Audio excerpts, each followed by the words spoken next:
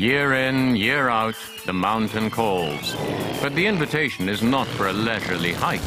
It's the call for the Erzberg Rodeo, the toughest one-day off-road challenge in the world. 500 riders at the start, yes, but far, far fewer finish the event.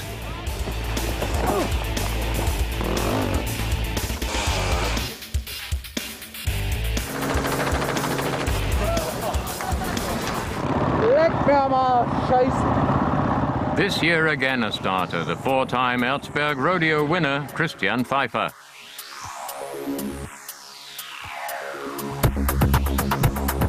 I was just 5 when I started riding bikes in the garden with Papa as my trainer. In 2003, I won the stunt riding world championship for the first time. For the last 2 months, I haven't done any training on street machines. It's been 100% enduro for the Erzberg. The Erzberg circuit is fantastic. It has everything: boulders, cliffs to climb, water obstacles, forest to negotiate, dirt and dust. An enduro paradise, and making it through to the finish is the sign of a real enduro rider.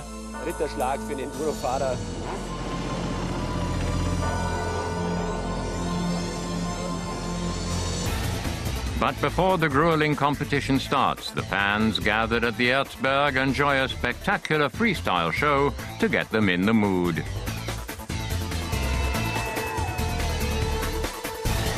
But then it's time for the racing. It's a great feeling at the starting line. After 2 months of training, it's finally the moment to get moving. You've no illusions. You know it's going to be tough, that you'll be completely exhausted when it's all over. But it's the feeling that you finally be off and racing.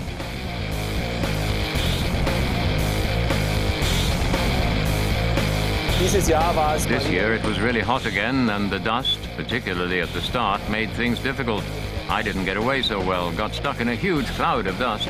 Then it's quite hard to fight your way to the front, and dangerous too.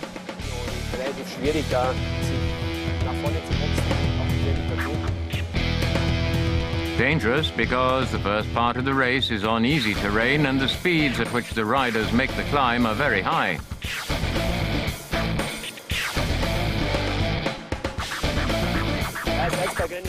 The Erzberg race is accepted as the hardest one-day enduro challenge there is. To reach the finish on the Erzberg, you have to be brutal, to grit your teeth and charge through. But that doesn't mean just full throttle. You need to be clever, pick the right line.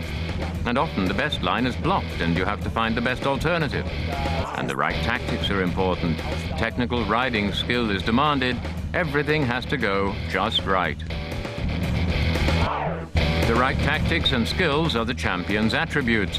But can Pfeiffer make up for his poor start? Many riders must just take a deep breath and say to themselves, okay, now fight to pass the next guy. Last year I had the feeling it was going to be really difficult, and the last time I won this event, when I was just 5 minutes short of the finish, I thought if there were another 10 minutes to go, then I'd never make it.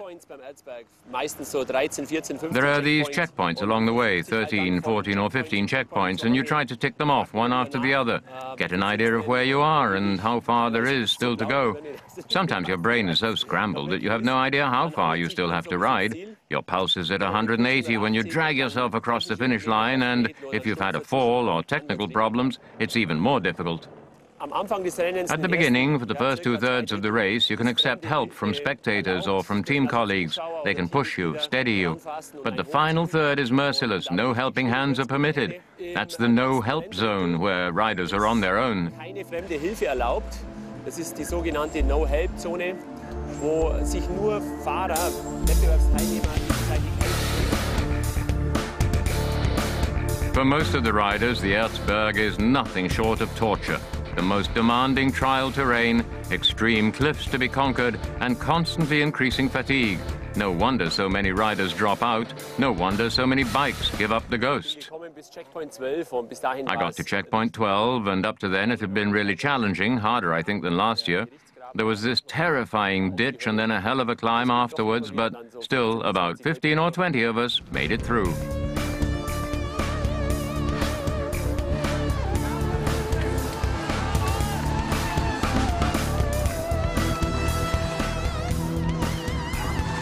This year, it was only 21 of the 500 starters who reached the summit of the Erzberg.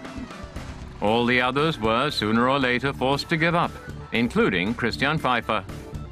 No, it didn't go that well for me. My preparation was ideal, the bike was first class, but my start was not the best, lost in the dust. I made some progress, got closer to the front runners, but at a point which wasn't really that difficult, I took a tumble, and the handlebars were damaged. It wasn't then that I thought of giving up. In spite of losing 40 minutes to make repairs, I thought I could still finish in the top 10. Soon after that, I saw that there was a hole in the tank and that my oil was getting very low. As a 4-time winner, it's not the best feeling to stand there while all the others are riding past you in the direction of the finishing line, but that's racing. With the champion's retirement, the way was free for his rivals, and this year's winner was an absolute newcomer. Tadej Blazusiak from Poland was, for many of us, a complete unknown, but not for me.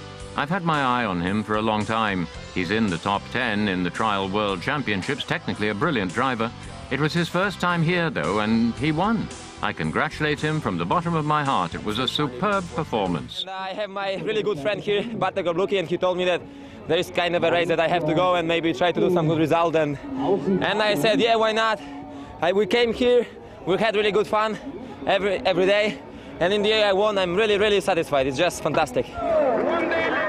Right after the race, I thought, heck, I can't leave things just like this. I want to be among the front runners again, and so next year, I'll probably do it all over again. Nächstes Jahr bin ich sehr wahrscheinlich wieder dabei.